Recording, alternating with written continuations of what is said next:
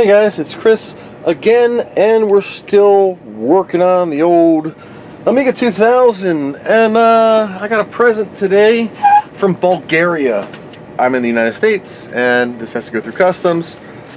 This is a custom Amiga Gotek drive with Amiga branding on it, and the Commodore logo, and it says Amiga USB Universal Serial Bus, and it came with mounting screws and I think an 8 gig little USB drive and a jumper for the jumper pin and some simple instructions on how to install the USB emulator. Now what I'm going to do for the demonstration purposes, I'm just going to use the floppy drive DFO. I'm just going to disconnect it. So let's get my DFO and plug her up and see what happens. So I'm just going to use the power cable that the Amiga has, plugging it in, removing the same floppy cable and plugging it in the exact same position. That's it. This is loading something.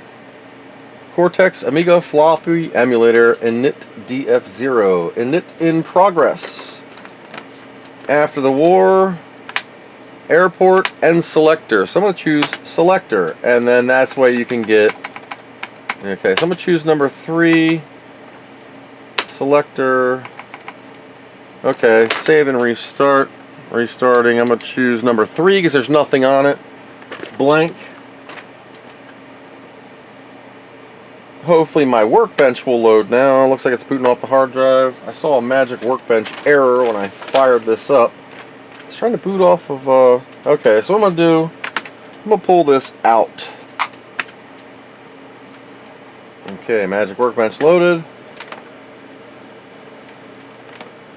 I don't have my SCSI CD-ROM drive plugged in yet still.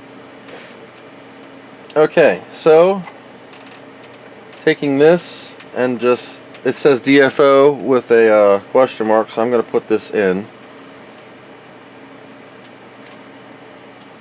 Okay, and it went to position 3, which is a blank disk. Cortex Amiga floppy emulator, look at that. Selector, and you just load up your stuff. So I'm going to switch this without doing anything. I'm just going to press up 1 to number 0. Or I don't know why I went to 0. I pressed up.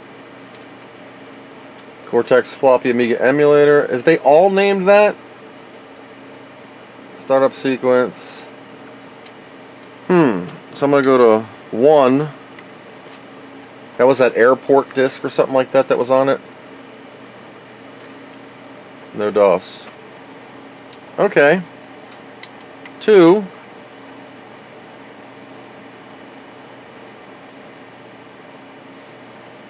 Airport. Okay. So I'm back. It's about 15 or so minutes later. I have tried here's the original drive that works. I have tried the Memorex drive. I have tried a 16 gig Lexar, and there is an 8 gig something in here, which is now showing up where it was not before. I can actually change this because I had to move the jumper for DF1. Now I'm getting the same as I was on the other one, where I can actually get the stuff loaded, and it seems to work better on selection 1, although I can't seem to get anything loaded correctly. But with it displaying the information, you'll see I got the Cortex on 0, and what I did was, on the working drive, I copied the Cortex. Once it opened up, I just drug this over and got this, and then you just basically click OK on selector with a disk in, and it will now go into high C mode and initialize the drive correctly, and you can select your stuff. And I can say after the war I want it in slot 4, but I want it in slot 4, and I want selector in 1, selectors in 1, and then I say save and restart. So you can always do the double mouse hold down when you're rebooting and just choose DF1 as your boot device. but I just wanted to make sure that other drives were working and I was not insane. Every time I had this on the selector for DF0, I couldn't get any other thumb drive except the one that came with it to boot. I don't care about booting off the thumb drive natively. I just want it to work. Here's the floppy emulator. You can see it's blinking. It works. I don't get a lot of activity here. Let's see if I can switch.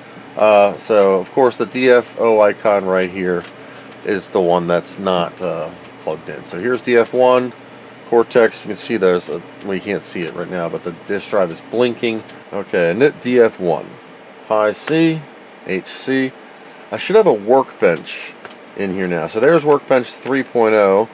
Select it, and I'm going to move it to number 2. Okay, number 2 is workbench 3.0. Save and exit. It will reboot the machine, and I'm going to hold both mouse buttons down, and I'm going to go into boot options, and I'm just going to use DF1 and boot. It works a lot better as DF1 than it does DF0. Yeah, look at that. So it does work. I'm going to reboot, leaving this in. SMCFS. Yeah, Workbench 3.0. Yeah, there it is. I'm going to try formatting this Workbench disk. Quick format. Format.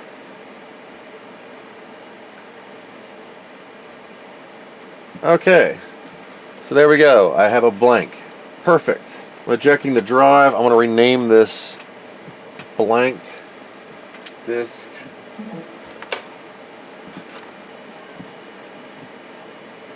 Blinking. Okay. So we'll go empty, goes number 2 is empty. Flip the jumper. You can use other FAT32 or FAT16 formatted media. Empty. And I'm going to rename this disk just to see if this sticks. Empty 1. Selector. Selection 2. Okay, I'm going to eject empty 1, selection 2. I'm going to go to number 3. Because remember, I put blanks in every one of them. Hope it doesn't stick. I don't need blanks for each freaking one. It would be nice if I didn't have to. Nope, it doesn't matter. You're going to need blank disks for every single thing. But integration with the Amiga, I mean, perfect.